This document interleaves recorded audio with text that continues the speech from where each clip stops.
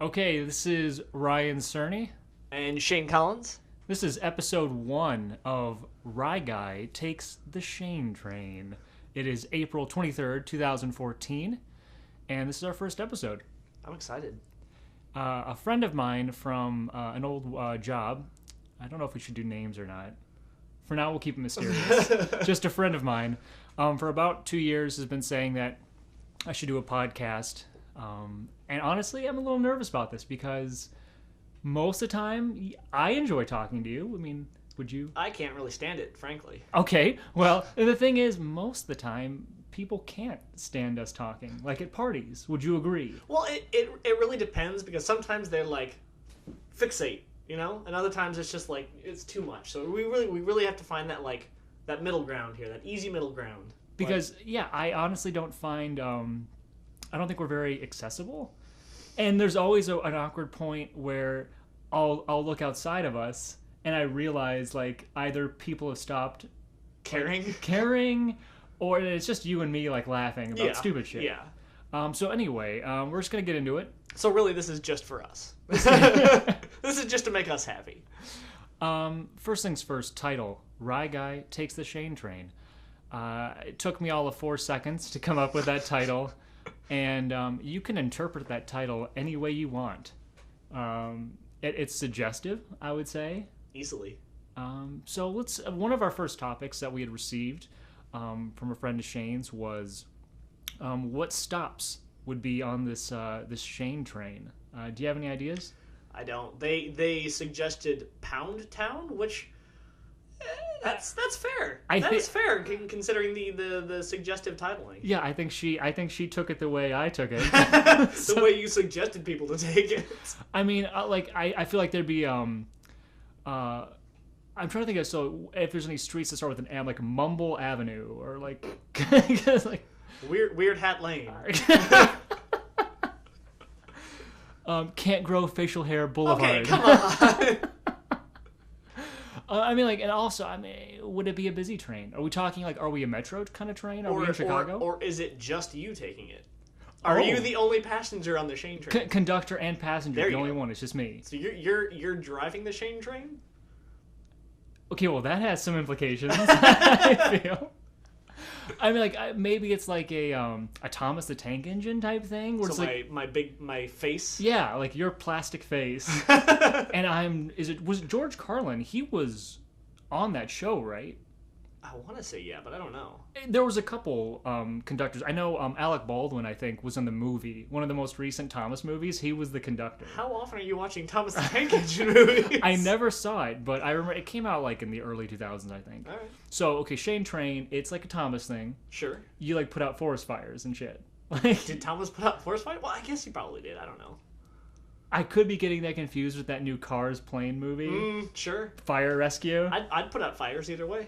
Why not? Sure. Well, no, yeah, because there's like oil spills and shit that he saves. He was just a helpful guy. So the Shane train, Mumble Avenue, Can't Shave Boulevard. All the big stops. Yes, and like obviously it would be I'd say it's a clean train. You keep good care of yourself. Like I would say like every other car is clean. Ew. What does that mean? I don't know. Like every like second or third car is just trashed and disgusting. Okay, sure. I'll go with that. I feel like I don't know if we can milk that topic anymore. So we're gonna move on. This one is a personal topic of ours. Since this is kind of introducing us to, I don't know, the podcast world. Yeah. We're gonna talk about our favorite bad movies. Kind of the cream of the crop. As far as I'm concerned, there are two. Why don't you name those for us? Well, the one that really struck us hard and fast the first time we saw it was called Axum. Yes, Axum. And then another one. These are in chronological order, really. So down the road, we also came across this fantastic little flick called Mr. Jingles. So let's go into Axum first.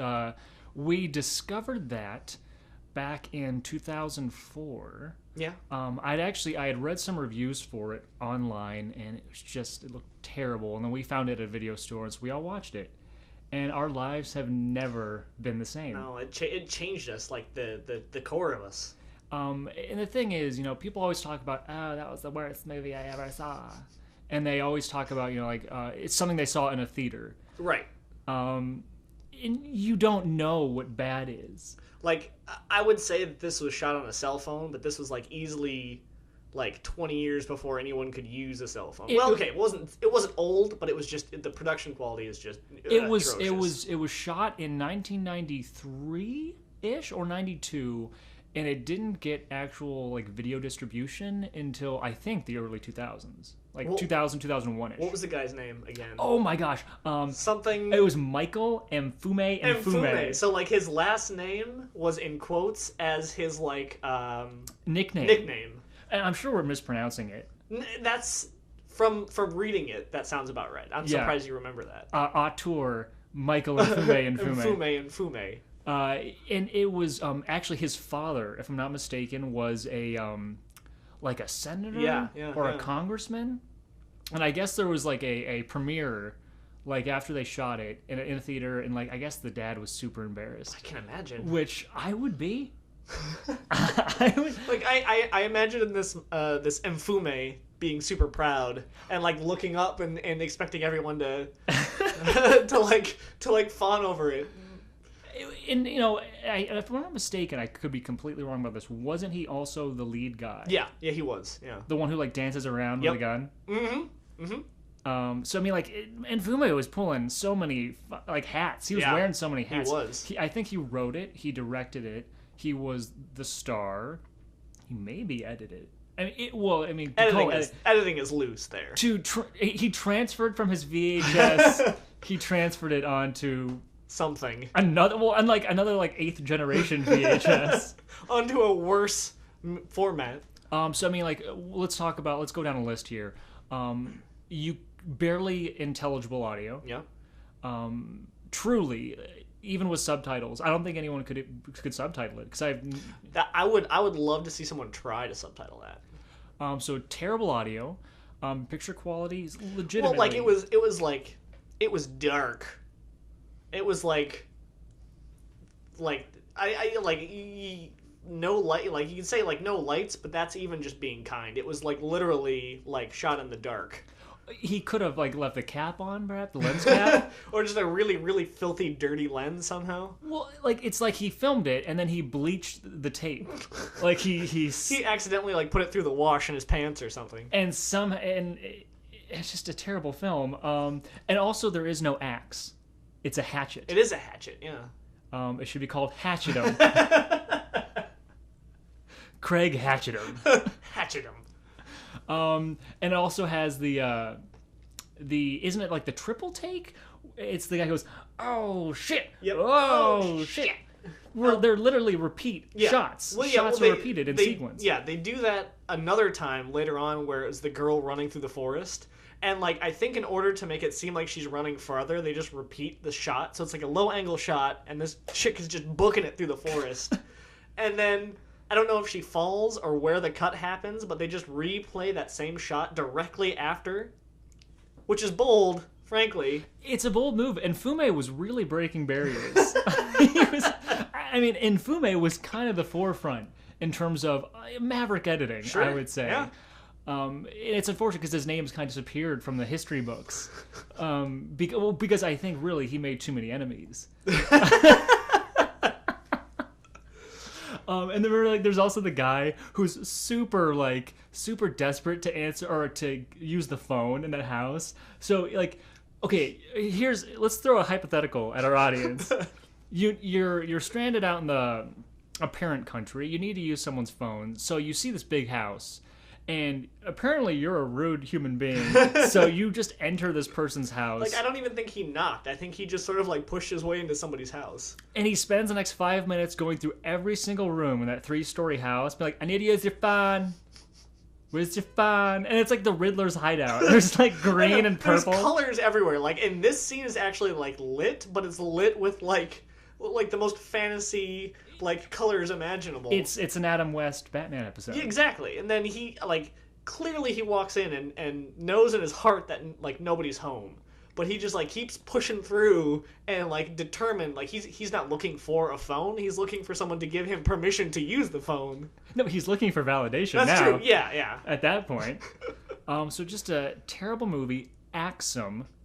I dare you to watch It's it. well worth your time. I dare you to find it somewhere. That's true. We got lucky. And a friend of ours ended up, I don't know if she bought it from the video store or if she got it off eBay. I think she got it online, yeah. Yeah, I think she got it off eBay. If you can find it, it used to be on YouTube, but I think someone took it down. The whole thing was on YouTube? Yeah, the whole thing was on YouTube. Someone was very nice or sadistic. Let's talk about our second movie then. All right, well, Mr. Jingles. We came across this later. Like it was either 2007 or 8. It was 2007. Yeah, so we stumbled across this. Again, we're finding these from Family Video and their like horror section.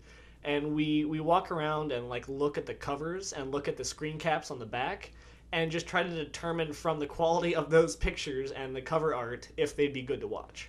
It's a science that Shane and I have perfected, I would say. You got to hone those instincts. Because we spent a couple summers. It's tough to do it these days because of like Netflix and streaming and whatever. You can just get whatever you want like instantly. But I mean, I still think, and I was talking about this with a friend on this past weekend, the magic of going to a video store and like hunting for terrible movies. It's just not the same finding it on Netflix because you didn't work for it. You didn't work for it, and everybody can just go and stumble across one by accident. You have to you really have to try, use that effort to go to the video store and search.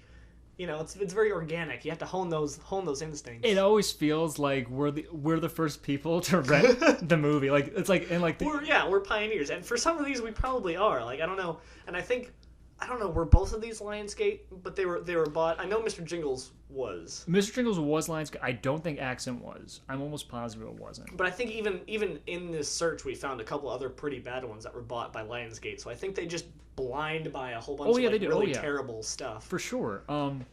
So Mr. Jingles, I think it was shot in, based on the accents, I'm guessing Minnesota or Wisconsin. Northern Wisconsin. Okay. It's a killer clown movie, which normally, I mean, killer clowns are kick-ass. Yeah. Especially Killer Clowns from Outer Space, a good horror movie. Yeah, for sure. That one kicks ass. But Mr. Jingles, I think within the first, basically, I mean, really, you're in for a good movie. You'll know you're in for a treat within, the first 30 seconds of your bad movie watch. In this case, it was, shot on, high 8 video. Yeah.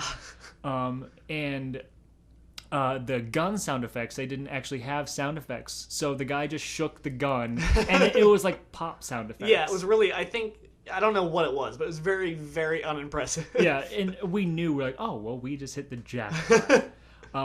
Actually, going back real quick to our video store hunting, the thing is, you have to look for the most photoshopped cover. Yeah. The more the cover, looks fake, glossy. Yeah, very colorful. Yeah, the more it looks photoshopped and the less it looks like it actually came from the movie, the better. It's like a Venus flytrap. If you see all the colors, it'll come and just it'll grab you. It's trying to lure you in a little bit. Well, because it always seems like, whoever bought the film for distribution or the video rights or whatever, they got it. Okay, well, we know we have a piece of shit. Yeah. Now it's our job to at least give this thing a ritzy cover and trying to get dumbasses like us to rent it. So they have to overcompensate. So yeah, the more ostentatious the cover is, flashy, the cover is, the better.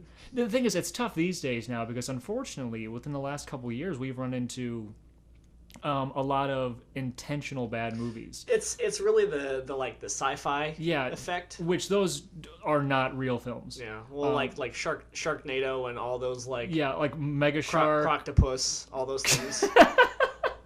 I'm not sure if that's a real one. I think that's one that I got. That was from a Modern Family episode, but it's that same sort of thing, same idea. But they're they know what their audience is looking for, and it's almost like pandering. Oh, yeah. you want kitschy, gory sci-fi stuff? Here you go. It's if you can tell if they're trying to be bad. Just turn it off. You're wasting your time. You really got to find the ones with heart that are trying to give you something good, but then Because those are like the passion projects. Because these people are actually doing something. They're like, oh, we're having fun. This is cool. Like, we're doing something, that we enjoy. And then it comes out shitty. That's where the gold is. I'd rather take a heartfelt failure than like some pre-designed like trying to be bad is terrible. I know it's like I'm trying to think like who does it in terms of successfully, and I guess you could say like Robert Rodriguez, right, with like Planet Terror. Yeah. I'm like it's a gimmick if you. Yeah. Well, but I actually enjoyed Planet Terror. No, so do I. I'm saying successfully. Successfully, yeah. Because it's incredibly hard to do that successfully if you're trying to be bad. Yeah. Okay, so Mr. Jingles, just this horrendously awesome killer clown movie. Just the accents alone are phenomenal. I'm trying to think of like, Mr. Jingles. Mr. Jingles. Oh no, Mr. Jingles. We have the house all to ourselves. Well, so it starts off with this clown, human at this point, really. But he's randomly stalking through this one like suburban North Minnesota, Wisconsin home, like searching for this girl, this little like preteen girl. His double axes. His double like little hatchets again. Hatchets. That's a true. common theme. And then he like I don't know. Or he does the double stab, I think, to the dad or the mom. He walks in and he kills the parents. Then he hunts for the girl, and she like there's this weird part where she pisses herself. Yeah, like hiding in the closet. 3 minutes in, and the girl urinates, and there's like this terrible close close-up up of it on the floor as she's just like really soaking in that carpet. And oh god, what's the line? You tingled in your panties. Like you're a bad girl, and you can see like he crinkles up his nose and like sniffs. So he's getting a big old nose full of pee. Yeah, that's what we're talking about. But that's the voice he did. You've been a bad girl. And the thing is, if I'm not mistaken, right, the guy who plays Mr. Jingles is a doctor. Yeah, And I think so he's like a well-respected person who then like did this. Although he could be a terrible doctor, we don't really know. That's why he's in this movie. Like I don't know if it was like medical or if he's like a psychiatrist but either way, he had better things he could have been doing.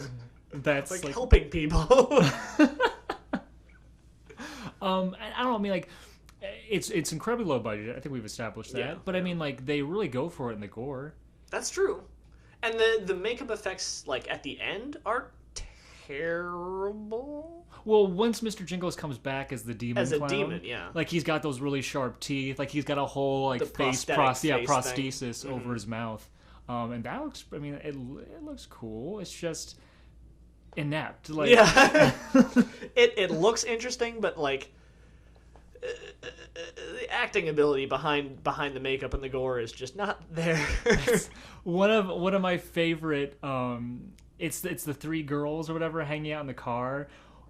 It's the one terrible actress. It's like the brunette one. The brunette. I wish I could remember. Well, they keep going to a close up of her, and I can't remember what she's saying, but she's saying her lines, and then she looks around like for someone to give her like, "Oh, you did good, honey. That was great." It was like in the one like the mountain woman girl. The mountain bear woman. Mountain bear woman. She's like, I think every girl should date or like do a band guy. Something about doing band guys. Yeah. And it all goes into this big climax that kind of peters out because there's no real ending. Remember, like it screams like, "We'll see you in Mr. Jingles too," and nothing. Like obviously that never happened. That's too bad. But yeah, no, I still like it. We watch it at least once a year. Oh yeah, I would say. Oh, you know what? I think I've got one more. Children of the Living Dead. That is a good one. Tom Savini is in the first 10 minutes. It's a unofficial sequel to Night of the Living Dead. It was either produced, I think it was produced by one of the original guys behind Night of the Living Dead. Yeah. It was like I don't know if it was like John Russo. The name I can't remember, but it's just a spectacular failure. And I remember the director actually like defended himself on like IMDb once, like years ago. Seriously? Because the movie came out in 2001. Well, yeah, it was pretty old. Yeah. So like this was years ago, but like he wrote about how the writer, she was just insane, And I guess like she rewrote entire scenes because like most of the movie's ADR. Yeah. Oh hell yeah, it is. Like everything was rewritten and yeah. scenes, Super inconsistent. yeah.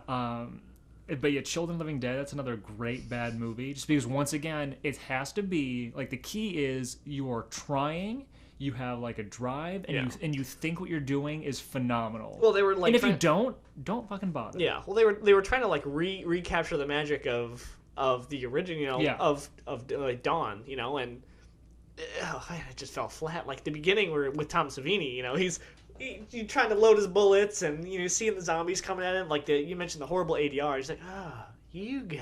Literally, Tom Savini doesn't say like on camera when the camera's on him, he doesn't say a single word. But then yet there's dialogue coming out of his mouth. His mouth is closed. And he's like, oh, bullets. Where are the bullets? Where are the bullets? Fuck! So he's like digging through his, he pulls out a gun that's not loaded, and then he's digging through his, glove compartment. Oh, bullets. And then our favorite line, surprise. Surprise. Close up on Tom's face. Absolute close up, extreme close up. His mouth doesn't move, but he says, surprise. So yes, another great bad movie. I want that to be my alarm in the morning. Surprise! Surprise! Oh God, no! Well, it's such a calm It is. I don't know if I'd awake to that. It's just lulling me into a deeper sleep. that would take you down to another Full Inception of level. Nightmares. It'd be the Tom Savini level. And then you'd just be like an old man in some Japanese restaurant. Trying to talk to yourself. Or no, it'd be like Tom trying to talk to you. He's he's the one serving you food. No, because if it was going with the dream thing, it'd be like him serving you bullets for some... Bullets, surprise! And then you'd be stuck there for 70 years with Tom Savini. Oh, and of course the monster, the star, Abbott Hayes. So one of our favorite parts is there are these characters the movie has 3 different openings, and I think it's the second opening where it's those kids in the Texas Chainsaw Massacre van, right? And they're driving, and you see on both sides of the car they're in a suburban neighborhood. Mm-hmm. For miles, it's just it's houses, fields. And then Abbott Hayes saunters out onto the road, and they're like, Abbott Hayes! And they turn, they do a sharp left, and suddenly they go off of, the Looney Tunes clip. There's no regard. They thought, oh, sure. This is fun. This is good. So, yeah, no. But still, fantastic. The ending is just a climactic battle between all those construction workers and the zombies. In the diner area? Yeah, and outside the diner? The one location they had the entire shoot was the diner, and they were going to use it. Yep, they used it every last drop of that. I want to go back. I want to talk more about your dream world. My dream. Your Inception world. Tom Savini force feeding me bullets. How the hell, what would your kick be? How would we get you out of that? I don't think you could. I think you'd just be stuck there. So, is that because, you were sleeping, and so I started playing the movie to you while you were did I put the headphones in you of the movie playing? That would force me into a coma full of just, nightmare juice. So, yeah, I guess that would be... And then I'm trying to think how I get you deeper. Once I was inside, and so I'm in that level. And I'm trying to think of, how, I can get you into Axum. How could I Mfume you...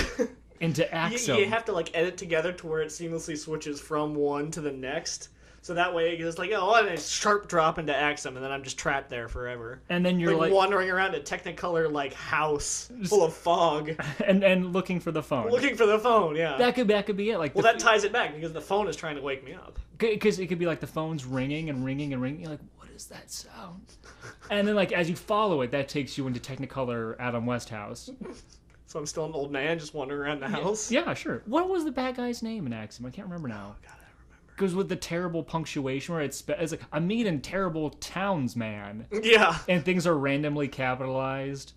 Oh, my goodness. I feel like we could look this up. We could look it up. All right, well, let's try. Look up his. do that. Even though it doesn't really matter, but I'm trying to think of what the hell his name was. Now it's just like a personal vendetta here. All right, X M. M.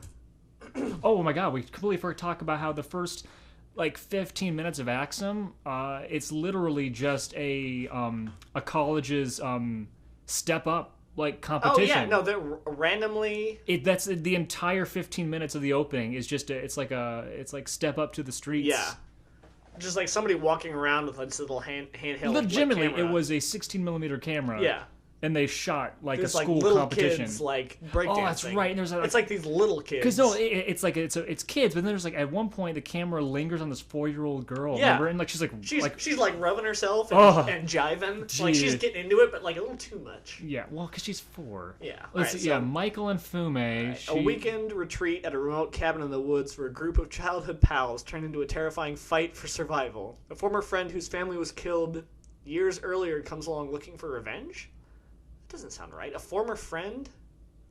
Well, even they don't know the plot. So so it's like it cuts back, like it sort of like flashes back to some former time when a whole bunch of people were killed in this house, but it doesn't say that it was like a former friend. Well, the thing is, what's nice is if your movie doesn't have a plot, you can just say it's about You don't anything. have to stick to it.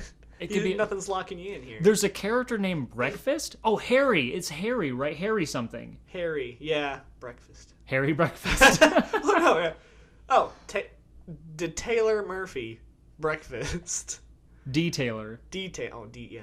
Like the letter D. Yeah. Harry / bum number 1. So I guess Harry something or other was the bad guy. I keep wanting to say Harry Warden, but that's obviously My Bloody Valentine. Yeah. Just a sweet movie. Michael and Fume. Let's see, and Michael, he's only done... Wow. Not that much. Axum is really his main... Well, the thing is, where do you go? Like, how can you go any higher than Axum? Can't. It's all downhill from there. Exactly. Like, he peaked. Like, he was the Chris Nolan of his time. I wish we had, like, a call-in number so we could try to track him down. Talk to Mfume. You know, I think it's like... I would love to see his version of superhero movies. Like, you know how Chris Nolan... Oh, yeah. Took doing over. His like hyper realistic, like, and now everyone's like, oh well, like, and every filmmaker, no matter what the film is, it could be the friggin' Smurfs, and it's like, well, ours is gonna be dark and gritty, like The Dark Knight. So I'm just wondering how Mfume, like, what would his personal touch be on like a superhero? Well, it'd be literally dark and gritty. Ours is gonna look dark and gritty. All right, let's really do Mfumeing this. Let's do our last topic. All right, so let's pull. Okay. So we, from 2 different people, we got basically the same question. Yeah. It was who would win in a superhero fight and why. One was superhero. The other person just said fictional or who would win in a fight. Yeah, fictional or mythical characters. So really, we're gonna make it anything and anyone. Who would win in a fight? Period, and why? All right, so let me see here. The second the question came up, I thought let's do Benjamin Gates. Benjamin Gates? Nicolas Cage from National Treasure. So he's character number 1. All right, sure. In our fight. Now, anyone or anything you want versus Benjamin Gates. Oh man, that's tough.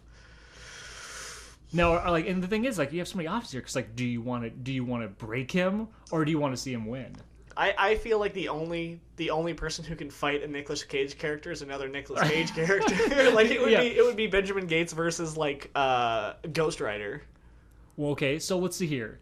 Ghost Rider would easily, I feel like, destroy him. Well, but physically. But the thing is, Benjamin Gates. I mean, like he's all about his brains and his smarts. He'd be like, oh, the Druid New Year. There's a seal, and you have to break it. Oh, no, okay. I think a more suited would be Nicolas Cage, his magician. I can't think of what his name. Balthazar, not Balthazar. From magician's like nephew. The Sorcerer's Apprentice. Magician's nephew is a book. But okay, so the Sorcerer's Apprentice. I can't think of his character's name, but versus Ghost Rider. That would actually be a good team. That would be it. like a team. Like I feel like that would be one of those movies where they start fighting and then they have to team up against a greater evil. Yeah, it's like Batman versus Superman. Right. They're on the same team, guys. It's all a misunderstanding. So Sorcerer Guy, I mean, I feel like that would be because I mean, once again, it's like magic almost versus magic in a way. Well, I feel like it's a pretty fair fight because, like, you know, the magician's got all his fancy tricks, and then like Ghost Rider is essentially like indestructible, you know. And it's been tough because the Ghost Rider movies, he has yet to like fight. I don't know if it's just because they really don't know what to do with the character. That's probably what it is, but he's never been in a fight where it's been like tough. Yeah, I know. Every single fight in those movies has been like 20 seconds long. Well, like he gets into that like in the second one where he gets into that like whatever that big saw tractor thing is, and he like Ghost Riders the shit out of it. Yeah. And then it's over, like, yeah, against like 20 dudes. So maybe this wasn't such a good idea. See, that's the thing. You write yourself into a corner depending on who has got the, you know. That's why these like everyone like it's always fun to discuss like who would win in a fight. But if you actually break it down, it could be pretty tough. Like I know everyone's all excited about Batman and Superman coming out. What about like Teenage Mutant Ninja Turtles? All right. Versus the Gummy Bears. Like the Gummy Bears, like the cartoon. The cartoon Gummy Bears. Well, they were on about the same time. They drank the juice and they could jump high. They bounced all over the place. Now my thing is, I forget, were they small or were they human-sized? I think they were human-sized. That's scary. Yeah. See, that's scary. Like I feel like they'd have a shot against the Teenage Mutant Ninja Turtles. Well, because it's giant turtles versus like, or not giant, well, like human-sized turtles versus like human-sized gummy like, bears, talking bears that could like acrobatically fly all over the place. But I guess the thing is they are jolly and they aren't ninjas. They're peaceful. It would have to be the gummy bears versus the Ninja Turtles without their weapons. Or I mean the thing is, imagine if the turtles got the gummy bear juice. Oh God, it's over. We'd all be doomed. The fight's over at that point if you give them the gummy bear juice. I mean they're already acrobatic, but if they can like bounce off of walls and shit. So all right. Or like, and I'm trying to think what other like Chip and Dale. Nice. I don't know why I fixated on. You're stuck in the '90s cartoons. I'm still like late '80s, very early '90s cartoons, which were the best. Those were kick-ass. Like okay, so along that same line, like Chip and Dale's versus like, do you remember that cartoon? It was like, was it Tailspin? Hell yes, Tailspin. Yeah, I just remember I was obsessed with the younger bear who had his sweet like fold out like it was like a fan. Yeah, and then he rode it while hang gliding off the back off of a plane. I wanted one of those. And the thing is, I feel like Tailspin has gotten the short shrift as far as those cartoons go. Oh yeah. Chip and Dale Rescue Rangers. That's people still know what that's all about, especially since they're making a movie now, which is lame. Are they? Yep. Ugh. It's gonna be another one of those chipmunk things actions. Where it's live action and they're CG. They need to stop doing that. But I feel like Tailspin, I honestly right now could not tell you any of the characters' names. Or all I remember is I think there was the giant blue bear, right? Yeah. The blue bear was like the dad, and then the younger bear was like his son or his nephew or something. And that's all I remember. Beyond that, I don't know anything. I think I remember like another one of the pilots was this like big like muscly like duck. White duck. But isn't that the big muscly white duck from DuckTales? Oh shit, it might be DuckTales, yeah. Yeah, because they bleed together. Yeah. I see that. We got off track here, didn't we? we got off track, but for the best, I guess, because maybe that question wasn't the best for us. That's true. Because we kind of whiffed that one. Yeah, I feel like we whiffed They really can't all be winners. I think that should be our motto for this whole podcast. They can't all be winners. I mean, people are going to listen to us if they want to. I mean, let's not see. Expecting great success. 34 minutes. I feel like this has been long enough, right? That's pretty good. Half hour, yeah. Because if anyone's still listening. God bless you. Gus bless you. You deserve a prize. So we'll keep doing these if you keep listening. So any suggestions whatsoever for topics, anything you want to hear about or hear us ramble about? Obviously, we're using your suggestions as springboards to talk about whatever we want. So. So the topic can be anything. It could be about movies. It could be about life. Maybe you have romantic questions. We'll solve those for you. We'll solve everything because the thing is, we know everything. We do. We're just you just gotta mine our deep wells of knowledge here. Kind of sounded sick until You gotta mind my deep well. My deep wells of knowledge. So send your responses, your emails, your questions to ryguyShaneTrain@gmail.com, and that'll be also posted on the video. So. Yeah. So we'll pour through your responses and just tell us, ask us questions and tell us what you think of our first foray into the podcast world. Fantastic. Well, Shane, this has been a delight as our first run. It has, very much so. Any parting words?